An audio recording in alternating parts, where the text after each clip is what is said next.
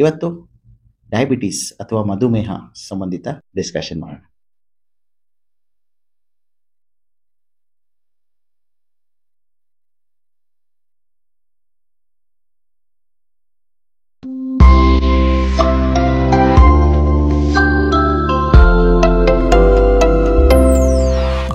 Common ಕೆಲವು questions ಏನಿರುತ್ತೆ ಪಬ್ಲಿಕ್ಕಿಗೆ ಅನ್ನೋದನ್ನ ನಾವು ಫಸ್ಟ್ ಡಿಸ್ಕಸ್ ಮಾಡೋಣ. ಶುಗರ್ ಅಂತ ನನಗೆ ಯಾವಾಗ ಗ್ಯಾರಂಟಿ ಗೊತ್ತಾಗುತ್ತೆ? ಎಲ್ಲರೂ ಒಂದೊಂದು ಹೇಳ್ತಾರೆ ಸರ್. ಕೆಲವರು 100 ಮೇಲೆ ಸ್ವಲ್ಪ ಇದ್ರೂ ಜಾಸ್ತಿ ಅಂತಾರೆ, ಕೆಲವರು 200 ಮೇಲೆ ಇದ್ರೆ ಜಾಸ್ತಿ ಅಂತಾರೆ. ಹೆಂಗೆ ನಾನು ಕ್ಲಿಯರ್ ಆಗಿ ತಿಳ್ಕೊಬೋದು ನನ್ನ ಡಯಾಬಿಟೀಸ್ ಇದೆಯೋ ಇಲ್ವೋ ಅಂತ? ಸಿಂಪಲ್ ಆಗಿ ಹೇಳ್ತೀನಿ ಕೇಳಿ. ನೀವು ಖಾಲಿ ಹೊಟ್ಟೆ 10 ರಿಂದ 12 ಗಂಟೆ ಫಾಸ್ಟಿಂಗ್ ಮಾಡಿದ್ದೀರಾ ಆಲ್ರೆಡಿ ಅಂತಿರುವಾಗ ನಿಮ್ಮ ಶುಗರ್ 100ಕ್ಕಿಂತ ಮೇಲೆ ಇದ್ದಲ್ಲಿ ನಿಮಗೆ ಡಯಾಬಿಟೀಸ್ ಅಥವಾ ಪ್ರೀ ಡಯಾಬಿಟೀಸ್ ಇರಬಹುದು. 100ರ ಮೇಲಿದ್ದು 125ರವರೆಗೂ ಇದ್ದರೆ ಅದು ಪ್ರೀ ಡಯಾಬಿಟೀಸ್, 100ರ ಒಳಗಡೆ ಇದ್ದರೆ ನಾರ್ಮಲ್, 126ಕ್ಕಿಂತ ಮೇಲಿದ್ದಲ್ಲಿ ಅದು ಡಯಾಬಿಟೀಸ್ ಅಂತ ನಾವು ಕ್ಲಾಸಿಫೈ ಮಾಡ್ತೀವಿ. ಇನ್ನು ಖಾಲಿ ಹೊಟ್ಟೆಯ ಪರೀಕ್ಷೆನ ಕರೆಕ್ಟಾಗಿ ಮಾಡೋದು ತುಂಬ ಮುಖ್ಯ. ಎದ್ದ ಕೂಡಲೇ ಮಾಡುವಂಥ ಪರೀಕ್ಷೆ ಮಾತ್ರ ಕರೆಕ್ಟಾಗಿ ರಿಸಲ್ಟ್ನ ಕ್ಯಾಪ್ಚರ್ ಮಾಡುತ್ತೆ. ಯಾಕಂದರೆ ನೀವು ಎದ್ದು ಸ್ವಲ್ಪ ಓಡಾಡಿ ವಾಕ್ ಮಾಡಿ ಎಲ್ಲ ಮಾಡಿದ್ರೆ ನಿಮ್ಮ ಲಿವರಿಂದ ಶುಗರ್ ರಿಲೀಸ್ ಆಗುತ್ತೆ. ಅವಾಗ ನಾವು ಅದನ್ನ ಕರೆಕ್ಟ್ ಫಾಸ್ಟಿಂಗ್ ಅಂತ ತಗೊಳಕ್ಕೆ ಸಾಧ್ಯ ಆಗಲ್ಲ.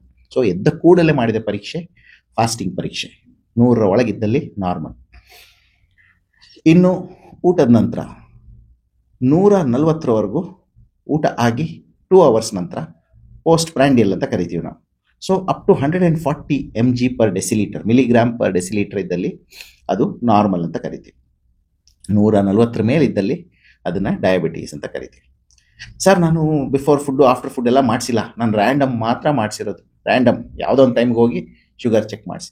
ಹೀಗಿದ್ದಾಗ 200ರ ಮೇಲೆ 200 mg/dL mg/dL ಇದ್ರ ಮೇಲಿದ್ದರೆ ನೀವು ಶುಗರ್ ಅಂತ ನಾವು ಗ್ಯಾರಂಟಿ ಹೇಳ್ಬೋದು. ಇನ್ನು ಇದೆಲ್ಲದನ್ನು ಮೀರಿಸಿ ಪಕ್ಕಾ ಇನ್ನೂ ಸ್ಟ್ರಾಂಗ್ ಬಿಗ್ ಡೇಟಾ ಅಂತ ಏನು ಕರಿತೀವಿ ನಾವು, ಅದನ್ನು ನಾವು HbA1c ಪರೀಕ್ಷೆ ಅಂತ ಕರಿತೀವಿ. HbA1c ಪರೀಕ್ಷೆಯಲ್ಲಿ ನೀವು ಅಪ್ ಟು 5.7 ಶುಗರ್ ಇದ್ದಲ್ಲಿ, ನಿಮ್ಮ HbA1c 5.7 ಒಳಗಡೆ ಇತ್ತು ಅಂದರೆ ನಾವು ಅದನ್ನ ನಾರ್ಮಲ್ ರೇಂಜ್ ಅಂತ ಕರಿತೀವಿ.